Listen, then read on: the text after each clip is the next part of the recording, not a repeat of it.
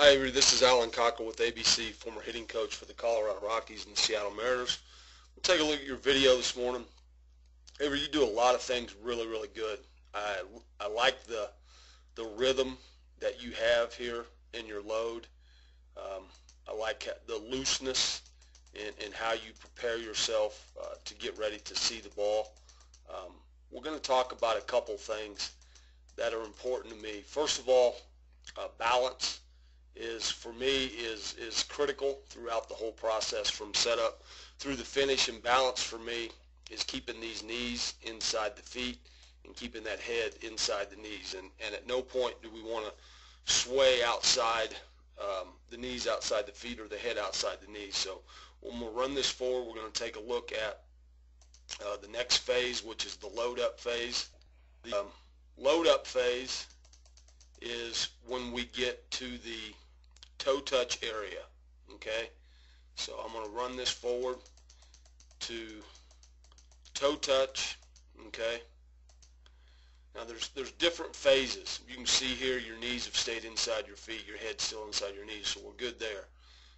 There's two phases to the load, and most people, that front toe will hit first, but it is not until this back heel firmly plants into the ground am I fully loaded. So we're going to run to heel plant is what I call it. Okay, so when we take a look at heel plant, we're now fully loaded. When we get to this position, we want there's a few things we want to see. Obviously, we want to see knees inside the feet, which yours are.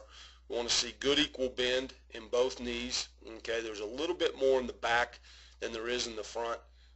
The biggest thing that I like to see is I want to see these hips staying square to home plate. Okay, and we got with you, we've got just a little bit of leak open early, and this can be caused by a number of things. Guy throwing hard, we think we got to hurry up, or if we get ready to hit just a little bit late, meaning we get to heel plant just a little bit late, that front side's going to want to leak open just a little bit, but it makes it difficult to handle pitches outer half, outer third, any type of breaking balls running away from us from right-handed pitching.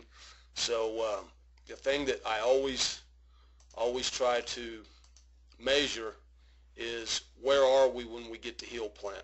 Okay, we can see here, we'll put this line here, we'll bring this line down, and you're at 65 degrees. Okay, we want to try to stay at 45 degrees or less.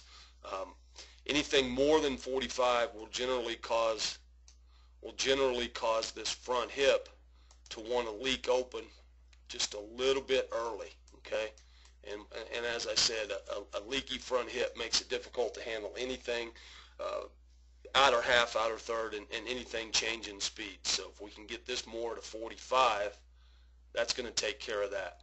Okay, let's run this forward.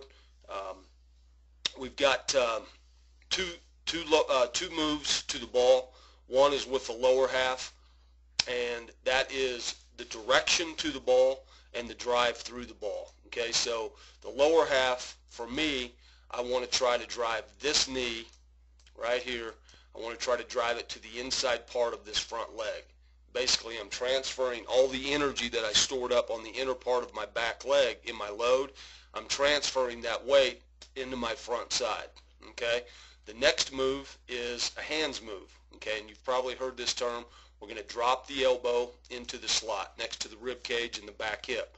When we get to that point, we should have a connected position. All right, and the connection is back shoulder, back elbow, and back hip, or the stripe on your pants should be in an alignment. We get to this position, we're now in a connected position, and we're ready for the hands to work forward, work in front of this connection, just past my center of gravity, and deliver the bat to the ball. All right, so we'll run forward and we'll see where we get. Okay, you can see here, your hands have worked forward very well. This pitch looks to be middle, maybe middle in slightly, and we're in a pretty good solid position for this location of a pitch. We'll run forward to contact. We can see we get to contact. There's some really good things here. Palm up, palm down, strongest position you can be in. Head and eyes are looking right down the barrel of the bat at contact. Avery, it's important for you to know, as soon as your head and eyes come up out of your swing, to follow the flight of the ball, that's the direction that the barrel of your bat is going to go as well. So one of the things that I always talk to my hitters about, and one of the things that we always work on in early BP, is we're going to keep our head in the hitting area for at least one count past contact. And if we can discipline ourselves to do that, we're going to get good full extension through the baseball. Okay, the next phase is the extension phase, and that is the barrel of your bat is facing the pitcher. You've gotten good full extension, good full release of the barrel through the baseball, and you can see here you're in a very solid position. Head and eyes, again, still looking down into the hitting area. That's a very, very nice job. Okay, we'll run it forward to the finish phase. You know, a lot of people say finish high. I think the height of the pitch is the most important factor in whether or not I finish high or whether or not I finish low. If I have a high pitch, I'm probably going to finish a little bit lower. If I have a pitch that is below the belt and down, I'm probably going to finish just a little bit higher to keep the good full arc going through the swing. And you can see here you finished very much under balance. So like everything that I see, we're going to take it back to this area right here. And this is the area where I think we can clean you up. Okay, when you get to toe touch and then your heel plants, just remember that this load needs to be done early enough, slow enough, soft enough so that we can land square with our hips. Okay, we're going to have good equal bend in both knees, and this front stride foot right here is going to be no more open than 45. So what I want you to do is we're going to set a tee out here on the outer third of the plate. We're going to set it equal to or just inside my stride foot. All right, I'm going to get into this position where my heel plants, and I'm going to make sure that I'm no more open than 45. I'm going to make sure my hips are squared, and then put your swing on it. You do a lot of good things. All right, we're going to drive this back knee right here. We're going to drive it and transfer the weight and the energy to the inside part of my stride leg. I'm going to get this good connection right here. I'm going to keep that. Shoulder, elbow, and hip are all going to be in an alignment. And now you're going to feel, with yourself being squared up, you're going to feel the bat speed and the extension of this ball that's outer third. You're going to feel that staying through the ball. You're going to feel like your bat speed is at its most maximum, staying through that ball outer third. In a cage, this is a ball that we're going to hit to the right side.